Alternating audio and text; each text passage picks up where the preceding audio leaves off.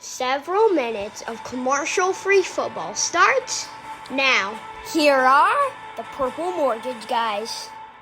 Hey, welcome to another episode of Purple Mortgage Guys. My name is Brent, along here with Tanner at the bottom of your screen and Goose over on the left. And just a few mortgage guys that love to talk Vikings football. And we are coming to you on the bye week. Talk a little bit about where we're at for the season.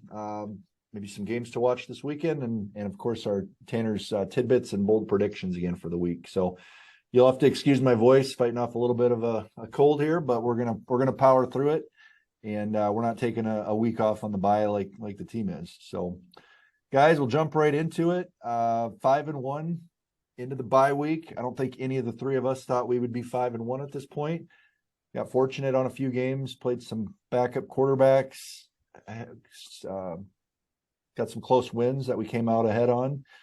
Just the one Monday night game in Philadelphia that went south. But otherwise, it's been a pretty fun and productive season so far. So, I guess we'll start with you, Tanner. Just thoughts on where the team's at heading into the bye. Yeah, I don't want to be a negative Nancy. I'm stoked we're 5-1, but it doesn't feel like we should be 5-1 based off the games we've seen so far. This, I guess, feels more like a 3-3 team to me than 5-1. Can't complain about it, but we do have a pretty tough schedule moving forward here at Buffalo.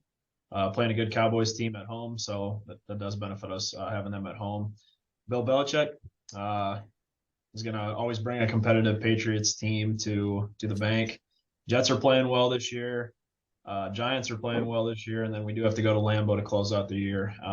And you can never count out Aaron Rodgers. Obviously, the Packers don't look great to start the year, but he is a Hall of Fame quarterback, and he will do his best to keep them competitive and in line to make the playoffs at the end of the year. So I don't think we're going to finish like 14-3 or anything like that by any means to finish the year. I do think this will still be a competitive team, and I do think they'll make the playoffs. But a 5-1 record isn't an exact implication of what I truly think we are. You think we need to make any moves for the trade deadline? I know you were all on board with OBJ last night with that fake video going around on social media. So adding OBJ would be cool, but I'm actually not an advocate for it. I think that's a waste of money. But I do think they need to bring in a tight end. Our tight end play has been atrocious this year. Neither of them can block that well. Ben Ellefson's on IR. Irv Smith has been horrible. I don't think it would hurt to make a trade for. I don't know what the Dolphins would request for somebody like Mike Gesicki. I've been seeing a lot of rumors about him the past couple of days. Vikings maybe making room for him, and they have some pretty good depth at that position in Miami too. So I don't think they would be hurt by any means. But adding Mike Gesicki does add another offensive weapon to our system, but he also is not the best blocker in the world. So that's what I was hearing too. And he's I think he has franchise tag this year, right? So we'd have to clear some cap space for that. And then he's a free agent, obviously, then at the end of the year as well. So rental player. Are we that close to making a run for the Super Bowl that we're gonna rent some players for the rest of the year? Like, what do you think there, Goose? I think when you're 5-1, it's certainly in question. I would agree with Tanner that we don't feel like a 5-1 team, but I don't think anyone that's in the mix, maybe outside the Eagles, has looked dominant in every game. The Bills, I'd put the Bills in the same category, but every time I feel negative about the team, I don't think any team has really put it all together. And when you look back at the Packers or some of these teams that are good every year, they've definitely had their fair share of breaks, and they stumble through and they get hot at the right time. So I'm still on the bus of we're going to get hot at the right time and put it together. And the fact that we stumbled to 5-1 is hopefully going to help. But we've definitely had seasons where you don't know if this is who we are and we're going to come back down to earth, or if we're going to take advantage of getting lucky and really putting together a special season. So I think if they can acquire someone who's going to help the team, I think you go all in, you pull the trigger. We've already kind of done that with long-term contracts with guys like Adam Thielen and some aging veterans that are on the team. So I feel like they're only going to get older, and we got to make a run for it. This is a time of year as well, bye weeks and then leading in closer to the middle of the season where you have older veterans who are still really productive but want to be acquired by a team that is in contention to see if they can make another run. So not necessarily saying this person specifically, but adding somebody like a Ndamukong Suh to maybe replace like Jonathan Bullard, I don't think that would be out of the question to finish the year either. Mm-hmm. Yeah, I'm with you too, Goose, on like if we peak at the right time, I think there's a lot of potential. If this is what we are for the rest of the year, I think we finish a lot closer to 500 than maybe we would like. So it'll be interesting because they keep improving. I think the Rams last year, they went like a month without winning a game. They did not peak until the end, and that's a big part of it. So that offense can come alive. Defense doesn't always pass the eye test, but they're actually playing pretty well and holding teams to few points each week. So we'll see. Moving into the bye at 5-1. Again, I don't think anyone predicted that, but we'll take it and got a little bit more margin for error going into the last half of the season. So Tanner, you feel like you're kind of set, like you've seen what you've needed to see with Irv Smith. He's missed a lot of time. Do you think he can still knock some rust off, or are you kind of you're signing off on him? Tanner? Yeah. I don't know. It's so tough to answer. I don't want to say I like give up on him because he's been hurt so often in the last 2 years, but he's had a lot of time. I feel like to get going again through camp. I mean, he missed most of camp, and it's what did he miss camp with, a thumb injury? Mm-hmm. I don't feel like that inhibits or decreases your ability to land a block or catch a football. Like that should be healed by now. Thumb injuries don't take nearly as long as what like a knee injury would. So I think he's going to be a free agent this year. I think just ride him out the rest of the year and see what he offers. And if he can put together a Garrett Bradbury type comeback where he looks a lot more impressive than he has in the past, you can take a look at maybe offering him another contract in the offseason, but I'm not super thrilled with what we've seen. I'd be happy to move on from that. I thought he would look more like a receiver at the tight end spot, like athletic and fast. And I mean, he's just a tight end and probably just the middle of the road tight end for us right at this point. So yeah, it'll be interesting. Well, we're going to get into Tanner's tidbits this week. Tanner's throwing some stuff at us that Goose, we don't even know what we're going to be talking about. So interesting to see what Tanner's come up with after scheming this up for all of probably 35-40 minutes. So what do you got for us, Tanner? All right. So more trivia related this week than it is just giving you statistics. I'm going to give you guys each one guess. Whoever's closer wins. But we're going to go through the offense and the defense, where the current rankings are with the team. I want you to give me a guess. So, for example, the first one here is going to be, where do you think the team is currently at in total offense heading into week 7? So of the 32 teams? And then I also want you to just give a little your tidbit on where you think the team is going to be by the end of the year. Okay. Is it going to improve, or do you think it's going to get worse? So the first one is total offense. Doesn't matter who goes first. I want to see where you guys think we're at. Total offensive yards out of the 32 teams. That's how. I mean, when you look it up online, if you search total offensive rankings, it's typically by yards per game. So, Brent, you want to go first? Or you want me to say 9th? Okay. I'm going to say 14th. Vikings drop from 8th to 19th. They're 19th heading into week 7, so in the bottom half of the league. You could look at that as that's not good, or you could look at it like if we get a few things figured out, there's a ton of potential. We know we're better than that. Yeah. Mm-hmm. Yeah. Oh, by far. Definitely better than that. We dropped after last week, or we dropped the last couple of weeks? Well, it's probably been a combination, but the Dolphins game did not help. Well, of course. We had what? In the Dolphins game, I think they had 12 yards of total offense in the first quarter. All right. Tally one for Goose. Okay. Passing yards per game. Where do you think Kirk lands in the 15th. league among passing yards per game? 15th for Brent. Brent's at 15. I think our running game has been weak. So I agree that we're going to be higher in passing than we are in total offense. I'm gonna play it smart here, and then I'll go first next time. I'm gonna go 14. $1, Bob. That's exactly what I was thinking.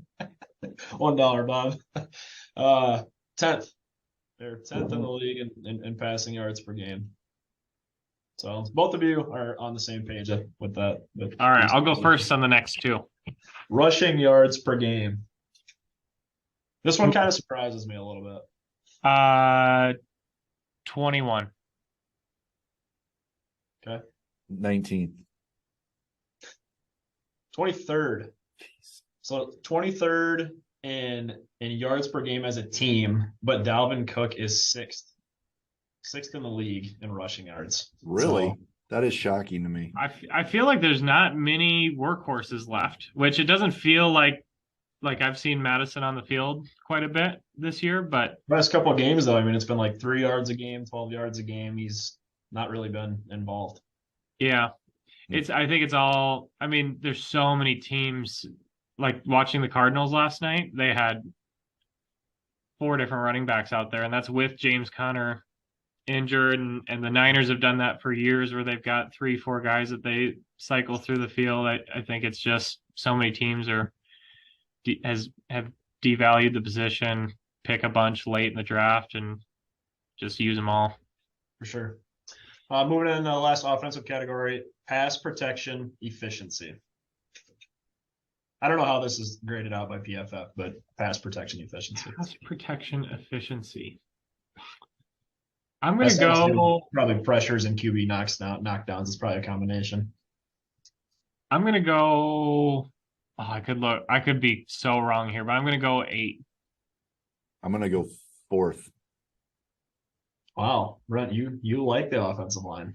I feel like Kirk has not been sacked and hit all that much, but I could be wrong. We are 10th. 10th 10th in the league in pass protection efficiency. So, all I right. have to Google this. Do you have any more that I can Google so I at least get one right? Moving on to the defensive side of the ball, which has been a headache. Total defense. This has actually been pretty consistent since like week 2, I feel like, if you've had a chance to look up this stat. I'm going to say exactly middle of the road, 16th. Total defense. I feel like most games we give up a ton of yards and the points don't reflect it. And so I'm going to say 22.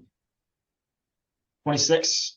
Oof, I was going to go higher. And then almost bottom 5 in the league. But yeah, you hit the nail on the head with that. They give up a ton of yards, but it's bend, don't break mentality, it seems like past couple I'll give up yards all day. If we can keep them to field goals and our offense figures it out. It's been hard for me. I like press coverage, blitzing, and like a dominant defensive game, but I think I've accepted that the NFL in general is moving to shell coverage. Anytime you have to have a 12-play drive to score, someone's going to make a penalty, someone's going to make a mistake. I'm getting on board with that defense. I think the Saints last night had a 15-play drive and then threw a pick in the end zone. So it's like, yeah, I guess it works. Next category is pass defense.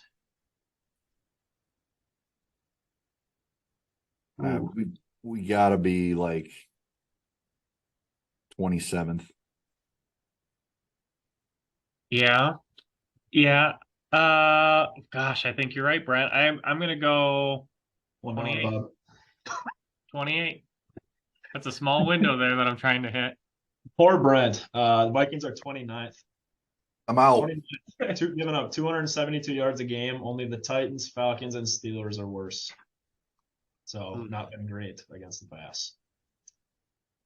Next category is rush defense, which is dating all the way back to 2017, not been terrific. I'll go first, Brent. I'll go I feel like it's been improved this year. I'm gonna go. Man, has anyone had a huge rushing game against us? I'm gonna go 18. I'm gonna go 19th. 16. God, I thought you had me on that one.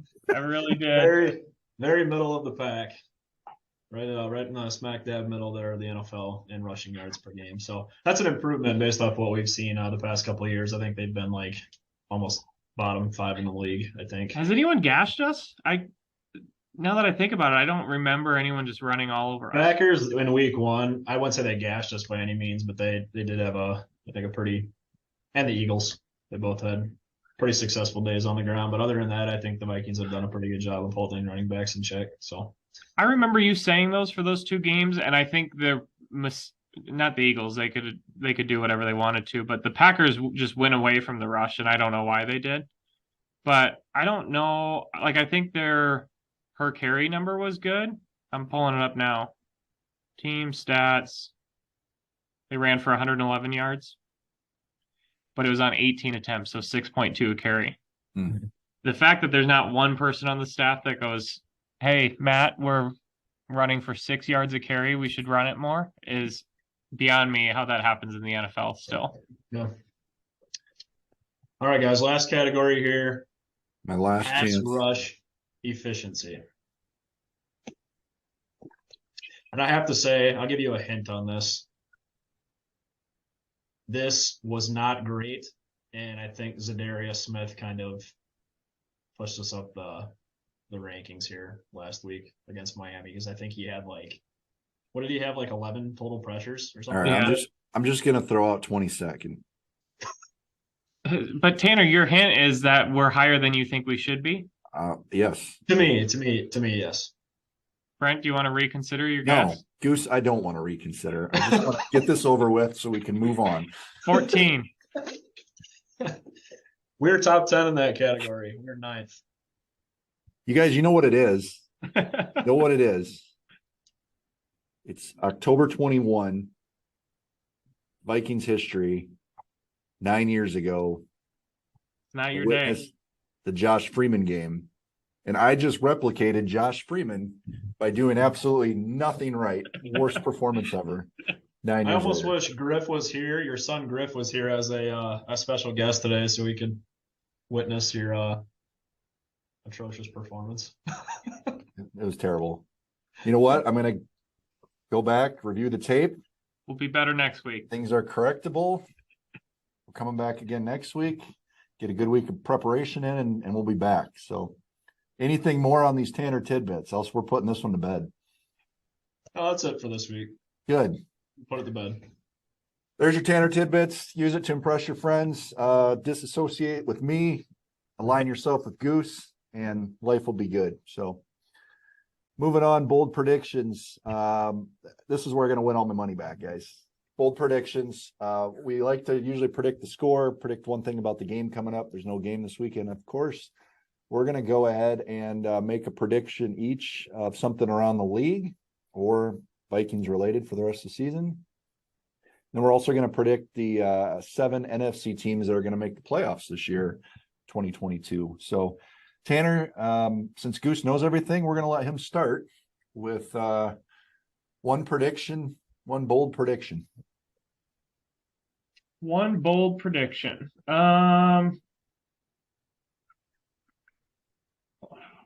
Boy, let's see. I think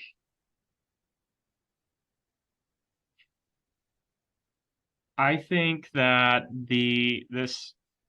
man, it's so bold that I don't even really believe in myself. I don't think the Packers have looked good at all this year, and I think they're going to lose. I think they're going to lose by double digits to the Commanders. Taylor Heineke. Double digits. Wow. Okay. Taylor Heineke season. Yeah, the team is going to rally around Taylor Heineke. So it's in DC, and I don't think the Packers have looked good. They're going to lose by 10. 10 plus. That would be a really great weekend. Like no stress about any Vikings game and just watching the Packers get destroyed again. Sign me up, Goose. All right, so I got to do this. So this is a prediction for this weekend. I'm going to say Dak Prescott is back this week. Oh, that's bold. Three total turnovers in his first game back. Ooh, against the Lions defense, which is struggling. That's really bold. 3 turnovers for Dak. All right. Even though the Cowboys still win the game. I don't know. I'm going to say we are going to have a new Minnesota Viking to talk about next week, Friday. We're going to make a trade sometime between now and the 28th.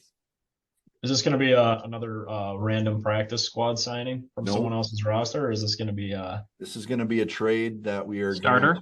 We're going to be trading for a starter. I would say a key back. I'll go with starter. I'm going to trade for a starter. Okay. Starting tight end, starting defensive player, something like that. But we're going to have a new player on the roster. I like it. Moving on then, we're going to predict the 7 playoff teams for the NFC. Current states, I think we're looking at the 7 being in no order here, just Eagles, Giants, Vikings. Then we've got just a bunch of teams at 3-3, Bucks, Falcons, Packers, Rams, Seahawks. Yeah. So what do you guys think? We got the Cowboys in there at 4-2. Tell me your 7 NFC playoff teams. Goose, we'll start with you. All right, I'm gonna seed them too because I did it. I did it, so I'm gonna share it, and then maybe even a little cherry on top. So I think the Eagles will look dominant. I don't think they're gonna go undefeated, but I think they're gonna be the 1 seed. I think the Vikings only get better. I think we finish around 13-4 and take the 2 seed. And then I think this Christian McCaffrey trade is going to be a huge difference maker. I think Kyle Shanahan with a player like Christian McCaffrey is pretty terrifying. I think they're going to come and take the 3 seed. A big thing I also take into account a lot is point differential. And the 49ers are outscoring opponents by quite a bit right now. So I think that will be a big signing for them. They finish as the 3 seed. Got the Giants at 4. I think Dabble's really got them going. Cowboys at 5, so the NFC East gets 3 teams in. I think the Cardinals come in at 6 with with D-Hop healthy. I think they're gonna go on a little bit of a roll, and then I think the Packers sneak in the wild card week 7 seed, and maybe in that scenario, they're coming to US Bank Stadium for a playoff game then. Yeah. All right. Tanner, what do you got? All right. 1 through 7. I agree with Goose. The Eagles look like the superior team in the NFC right now. They're tough to beat at home, tough to stop on offense, and they're playing really good defense from top to bottom. They probably got the best corner tandem in the league right now in Darius Slay and James Bradbury. So Eagles as the 1 seed. This was my NFC favorite going into the season. Made a trade for Christian McCaffrey last night. So I think that's only going to bolster their offense, and they're playing arguably the best defense in the league. So I'm going to go with the Niners as the 2 seed. Tom Brady is going to keep the Bucs competitive throughout the rest of the year. I like their schedule going forward. It looks very favorable to me. So I'm going to say they're going to be the 3 seed. Vikings are 5-1, but I do see them dropping probably 4-ish games throughout the rest of the season. They're going to be my 4 seed. I do think we do have the weakest division in the NFC right now. So Vikings as the 4 seed, winning the NFC North. The Dallas Cowboys will be the 5 seed. Packers wake up and make the 6 seed. And I'm going to say the Rams and Giants are going to battle for that last 7th seed. And I'm going to say the Rams are going to edge them out. Interesting. So you're telling me that you think the NFC South is better than the NFC North? Yes. Okay. You got the Bears and Lions, who are the laughing stock of the NFC. I In the raised you category the of laughing Panthers. stock. Yes, right. But you got a competitive Falcons team. And I feel like the Saints are still competitive as well. I think they'll be better with Jameis coming back. All right, you guys ready for what's actually going to happen? Yes. All right, let me preface this. I could easily see Jalen Hurts getting dinged up and missing some time, getting injured. Could also very easily see McCaffrey getting injured there. But those two teams, if they stay healthy, I think they're probably far and above that next tier, which I'd put the Vikings in that second tier. So I'm going to say the Eagles, if they stay healthy, they keep winning. You guys have to remember, though, the Cardinals, I think, started, 6-0 last year, and then they faded big time. So I just don't see that with the Eagles. They're like playing a whole different style, and nobody can seem to figure out how to stop that read option. So I'm going to say Philadelphia 1. San Francisco actually scared me before that trade last night. I think if they stay healthy, I think they're going to win a lot of games. We have a cushion on them. They have 3 losses already. We have 1. But I think we both end up with a 12-5 record, and they get the tiebreaker. So I'm going to say Eagles 1, Niners 2, Vikings 3. Predict 12-5. I'm going to stick with that, which means they're going to really go 7-4 here the rest of the way. Falcons at 4. Tampa's going to slip. Wow. Okay. Cowboys at 5. Rams at 6. Giants at 7. No Tampa Bay, no Green Bay in the playoffs. How do you like that? Like Marcus Mariota and Daniel Jones. That's like the worst. That's like the worst list of playoffs. What was your 7th? 7th is the Mine? Giants. I had the Bucks. Oh. I changed my mind. No Tampa. Ugh. Man, would those playoffs be fun? No. Nobody wants to watch the Falcons and the Giants in the playoffs. I want to watch Daniel Jones on some naked bootlegs. I think there's going to I'm- be a lot of drama in both Tampa and Green Bay the rest of the way. I think Green Bay is kind of imploding. I think Brady's got a lot of personal stuff going on, and they're not playing well. So we'll see what happens. The good news is we can review the tape here in about 2-3 months and see who is right. And if Goose was batting 1,000 this episode, then we might just call it quits for the show. But Tanner, you had him at 11-6 before the season. I had him at 12-5. Goose was not on record. You guys still think that's going to happen? Tanner, I'm going to leave my prediction. 11-6. I'm going to stick with 12-5. Tanner, you think they're going 6-5 the rest of the way? I think 7-4. There's a lot of stats there that just tell us that maybe some of these games we're fortunate to win, and maybe that doesn't hold up. So Goose, what were you thinking before the season? You can tell us anything. And what are you thinking now? Yeah. I can't help but anytime we have a smidgen of potential, I'm a homer. And I think as long as Kirk has been here, I've felt like we've had a good chance, and the past 2 years we haven't done anything with it. But I was in that 12-5 record mix. But it's not very bold because I always am pretty much every season. And then after getting by 5-1 with, I think, better football ahead, I'm thinking 13-4. So 13-4, 12-5, 11-6.